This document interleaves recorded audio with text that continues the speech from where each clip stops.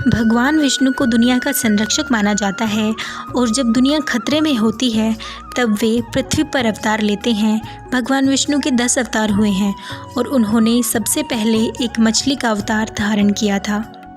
सतयुग में मनु नाम का एक राजा था जो भगवान विष्णु का परम भक्त था और वह हमेशा भगवान विष्णु के दर्शन की कामना करता था, जिसके लिए उसने वर्षों तक तपस्या की थी।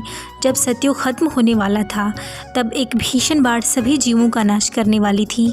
एक हैग्रीव नामक असुर भगवान ब्रह्मा की नाक से प्रकट हुआ, क्योंकि उस समय भगवान ब्रह्मा सो रहे थे। उस असुर ने सोचा भगवान ब्रह्मा सो रहे हैं और ये वेदों का ज्ञान लेने का सही समय है। तब उसने अपना ध्यान केंद्रित करके वेदों का सारा ज्ञान पा लिया और ये सोचकर समुद्र की गहराई में छिप गया कि कोई उसे वहाँ नहीं खोज पाएगा। जब भगवान विष्णु को यह पता चला तब वे बहुत चिंतित हो गए और सोचने लगे, यदि उस असुर ने वेदों को चुरा लिया तो वेद अगले युग में नहीं जा पाएंगे और वेदों का ज्ञान अगले युग में पहुंचाना भगवान विष्णु का दायित्व था। तब भगवान विष्णु ने मनु को तपस्या में लीन देखा और सोचा ये व्यक्ति वेदों को बचा सकता है।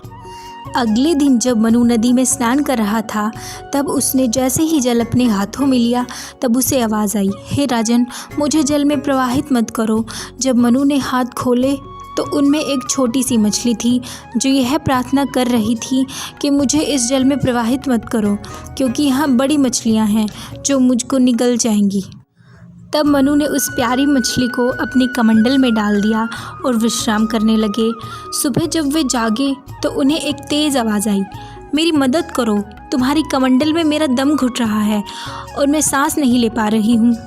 तब मनु ने कमंडल की ओर देखा और वे हैरान रह गए, क्योंकि वह मछली अचानक से बड़ी हो गई थी। उसका मुख कमंडल से बाहर आ रहा था। मनु जल्दी से अपने घर से एक बड़ा पात्र लेकर आते हैं और उस मछली को उसमें डाल देते हैं, जिससे वह मछली राहत की सांस लेती है और धन्यवाद बोलती है। फिर मनु अपनी प्रातःकाल की प्रार्थना शुरू करने वाले होते हैं, तभी उनको पहले से भी तेज़ आवाज़ आती है, हे राजन, ये पात्र भी मेरे लिए बहुत छोटा है, कृपया मुझे कोई दूसरा पात्र दो। तब मनु उदास मन से मछली की ओर देखते हैं और सोचते हैं, ऐसा कैसे हो सकता है, ये मछली अचानक इतनी बड़ी कैसे हो सकती है। वे तुरंत ही और बड़े पात्र का इंतज़ाम करते हैं और मछली को उसमें डाल देते हैं। और जैसे ही वे प्रार्थना के लिए अपने घर की ओर रुख करते हैं, उन्हें फिर से आवाज़ आती है, हे राजन, मुझे माफ़ करना, ये पात्र भी मेरे लिए पर्याप्त नहीं। मनु को अपनी आंखों पर विश्वास नहीं होता, क्योंकि वह मछली और भी विशाल रूप ले लेती है। तब मनु बड़े चिंतित होते हैं और मछली से प्रश्न करने की सोचते हैं कि वह रातों रात इतनी बड़ी कैसे होती जा रही है, परंतु वे उससे कुछ नहीं कहते और उसे वापस उस नदी में छोड़ देते हैं जहाँ से वो मछली उनको मिली थी। वह मछली फिर से मनु का धन्यवाद करती है और कहती है, हे राजन, तुम महान हो, तुमने मेरी जान बचाई है। राजा उस मछली को देख रहे थे और वह देखते ही देखते पूरी नदी को ढक लेती है। मछली फिर से वही प्रार्थना करना शुरू कर देती है। तब मनु उसे एक नदी से दूसरी नदी ले जाने लगते हैं, लेकिन हर बार उसका आकार बढ़ जाता है। आखिर में मनु उस मछली को समुद्र में छोड़ देते हैं और उसे हैरानी से निहारने लगते हैं।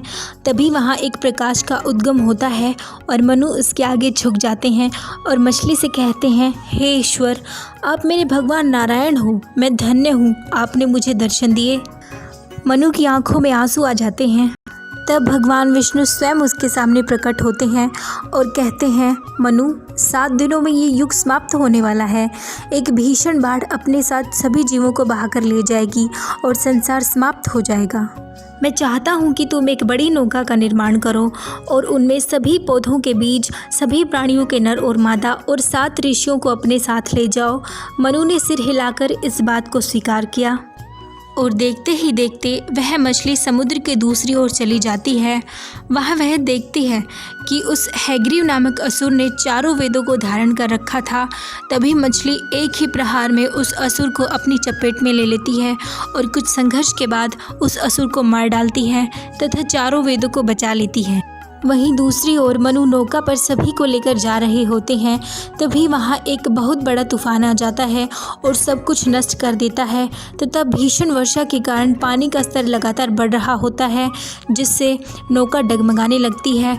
तभी वह मछली नौका को मार्ग दिखाती है और डूबने से बचाती है तथा इस यात्रा के दौरान वह मछली वहाँ मौजूद सभी प्राणियों को वेदों का ज्ञान देती है और नौका को एक पर्वत पर छोड़ देती है।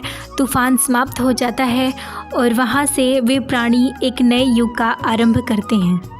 तो दोस्तों, ये थी भगवान विष्णु के पहले अवतार यानी मत्स्य अवतार की कहानी। वीडियो अच्छी लगी हो तो लाइक करें, चैनल को सब्सक्राइब करें। जय श्री